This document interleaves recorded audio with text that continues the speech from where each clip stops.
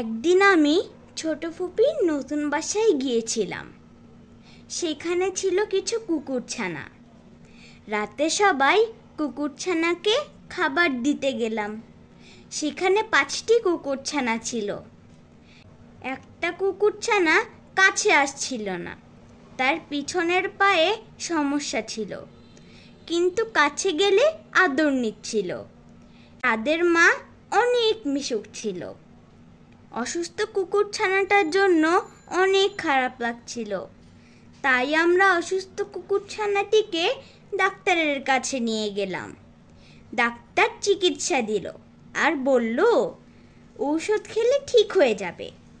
তারপর আমরা অসুস্থ কুকুরছানাটার যত্ন নিতে লাগলাম। ধীরে ধীরে সে সুস্থ হতে লাগলো।